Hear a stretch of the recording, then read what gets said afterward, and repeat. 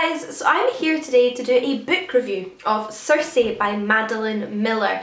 I just felt compelled to film a dedicated video all about this book. It has been my favourite book of 2018 so far, and I needed an outlet to fully express the extent of my love to this book, but also to kind of look at it from the perspective of somebody that has done classics degree, has a pretty good knowledge of Greek mythology, given that this is based on a Greek myth, and also enjoys literature and perhaps can share with you some of the aspects of this book that I enjoyed so much, what it's about, and pique some of your interests. This book itself is published by Bloomsbury in the UK, and it is Madeline Miller's second novel retelling a Greek myth. You may have heard her name in connection with her previous novel, The Song of Achilles, before, because it got a lot of praise, it was award winning, and it's just sort of almost become a modern classic in itself.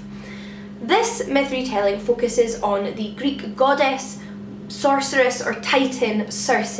Circe was the daughter of Helios, who was a titan and the god of the sun, and it's about her life. It takes all of these little myths that Circe was involved in, whether it's her appearance in the Odyssey with Odysseus, or her interaction with Scylla and Glaucon, or many other interactions she has with other mythological characters that come into play later in the story, so I don't want to give them away. Madeline Miller constructs an entire narrative from the beginning of Circe's life, from her childhood growing up in the kingdom of Helios, to her discovering her witchcraft, and throughout the rest of her journey in Greek mythology. Now, one of Circe's most memorable or most famous interactions with another mythological character is probably her starring moment in Homer's Odyssey, where she hosts Odysseus, the protagonist of that story, for a certain length of time whilst he's travelling home from the Trojan War. Now, my assumption, I have to say, going into this book is that that would play a real central role in this story, and that it would almost be a retelling of that moment in the Odyssey with a little bit more background and perhaps forward looking as well. However, it's just one moment, and I actually really enjoyed that.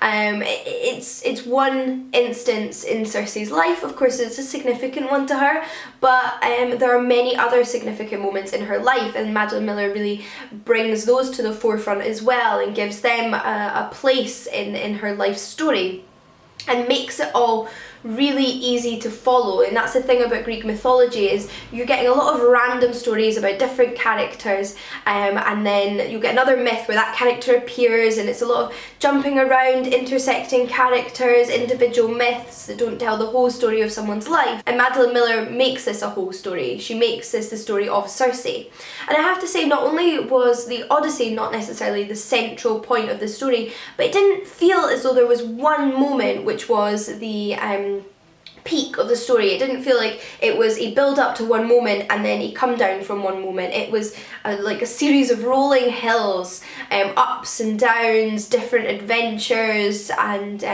Circe growing as a god or a person. It feels weird to use the word person to do with a god, but grows as a character.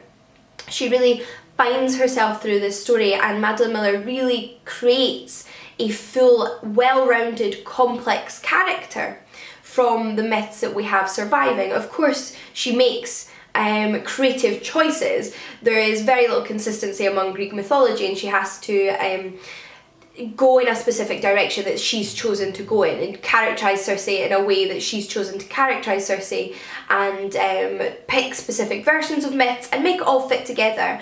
However, it works, it makes sense, and all of her decisions seem very well thought through, and it does, like I say, contribute to this really wonderfully well constructed, well-rounded character and story. This book is certainly not to be read exclusively by those who are already familiar with the myths of Circe.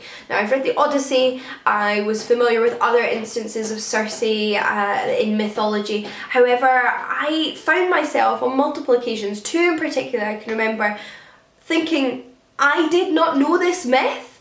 And I would say I'm pretty well versed in myth. Myth plays a large part in my PhD thesis, and it's something I've read a lot about over my years at university studying classics. Yet there was 2 moments specifically where I thought I didn't know this myth at all.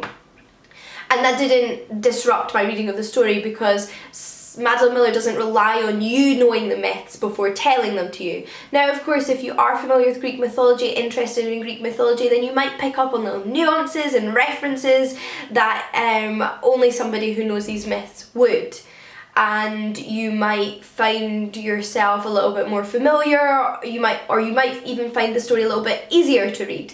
However, you certainly don't need to know the myths to read this story. It works. It has been well plotted and doesn't rely on the reader knowing these stories in advance. You get all of the information you really need to follow the story and Circe throughout the story. It is, I would say, a literary novel. It's very beautifully written. This is actually my first time reading Madeline Miller, and I was really taken by her prose. I found it flowed really beautifully. I felt myself really enveloped by everything going on because of her use of language and her ability to write well. In moments, of course, I had to set aside some of my preconceptions as somebody who was familiar with mythology, because I think through the fragments of myth that we have, we construct our own versions of certain characters, and they're not always going to be the same version of that character that another person constructs in their mind. So my perception of mythology is not always going to be consistent with what Madeline Miller chose to go with. But setting that aside, I was able to really fully immerse myself in her world, and it is reasonably accurate. Reading this book isn't going to give you a completely warped sense of mythology. In fact, it's going to introduce you to some really interesting myths, some really interesting characters, and perhaps inspire a further interest in you. I love Greek myth retellings though. I think they do something really wonderful. They take these timeless stories that have remained popular, that had such an influence on culture, and explores them from a modern perspective, shines light on them from the 21st century, if that's when they're being written, and brings them to a new audience, and I think that's really wonderful. If you're already familiar with the myths, it really makes you think about them in a new way, and if you're not already familiar with the myths, it brings them to a new audience. So I love this book, as I have loved many other Greek myth retellings before. If you're interested in reading more Greek and Roman myth retellings, I have a video entirely dedicated to those sorts of books, so you can watch that for more recommendations. But in the meantime, I would highly recommend Circe. It's well worth checking out, and if you do get a chance to read it, I would love to hear from you what you thought. I never want to stop talking about this book. But until next time guys, happy reading, and I'll see you all again soon. Bye!